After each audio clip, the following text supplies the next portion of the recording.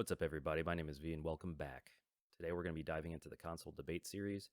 This banger is where I discuss whether or not games are better with or without crossplay. In today's episode, we're going to be covering one of the most popular games in the world. This is Fortnite. Fortnite, the massive online shooter game developed by Epic Games, stormed onto the scene 5 years ago in 2017. Since then, it's become one of the most popular games in history, amassing over 350 million players with roughly 4 million concurrent players as of January this year. This is absolutely incredible. Many people don't even know this, but Fortnite actually features 3 different game modes: Save the World, Creative, and the popular BR. Save the World is a player versus environment action building cooperative campaign where you and your friends attempt to hold back monster hordes and explore a vast, destructible world where no two games are ever the same, even though that's crap. In Creative, players are exposed to an open sandbox where they can create their own custom islands or discover featured islands created by members of the Fortnite community, because that sounds neat. And finally, my favorite, the primary game mode, BR. This game mode, players are pitted against each other in a 100-player deathmatch where the last person standing wins the game in the coveted Victory Royale. It encompasses both luck and skill, and is the most supportive of the 3 game modes offered by Epic. Unfortunately, the game isn't perfect, although it hasn't garnered the attention level regarding cheaters that, say, Call of Duty Warzone has. It still features a crossplay environment that simply invites the community in to take advantage of unsuspecting players and completely destroy their gaming experience. With all the attention on the Z-Laners of the gaming streaming community right now and the suspicion of cheating in online games, Fortnite has been able to avoid any sustained attempt to expose illegitimate players. However, given the recent update to Fortnite and influx of players, it's beginning to beg the question, should crossplay be disabled by default? You see, crossplay-enabled games have the feature on by default. This has been the standard since PlayStation and Xbox both enabled the capability roughly 5 years ago. Coincidence, perhaps? However, there has been an uptick in gaming communities calling for the end to crossplay. After all, why should I be forced to play in a PC lobby where a potential cheater, using third-party software or enhancements, is able to manipulate the game to their will?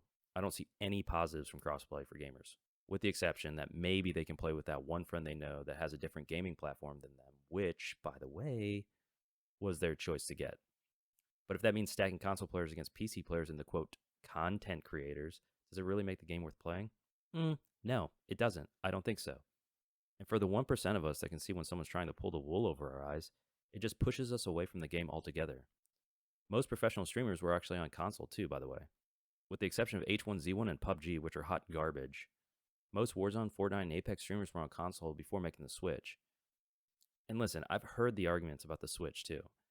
FOV sliders, better graphics, ability to stream directly from the PC. Dude, I can make my videos right from my PC. It's so sick. But none of these hold weight.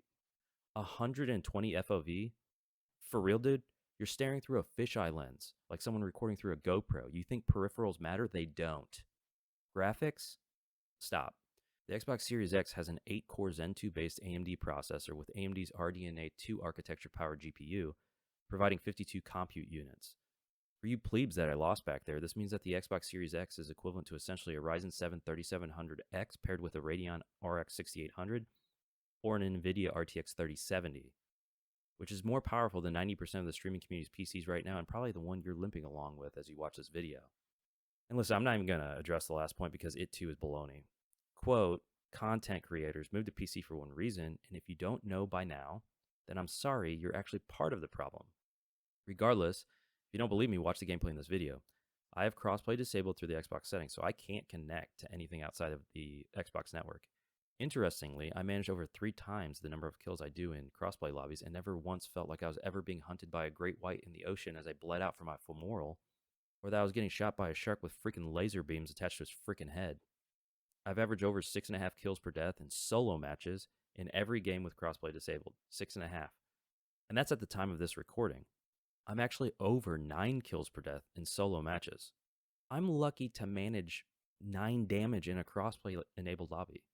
And is it because the players are just so much better on PC? No. No, it's not because of that. Why or how do I know?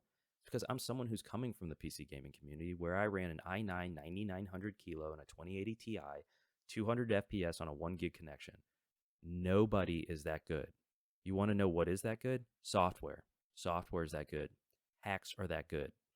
The gaming community is just so distracted right now that they don't even realize the unfortunate reality they're gaming in, and it sucks. Take me back to 2011 when I could queue into games knowing that the playing field was even.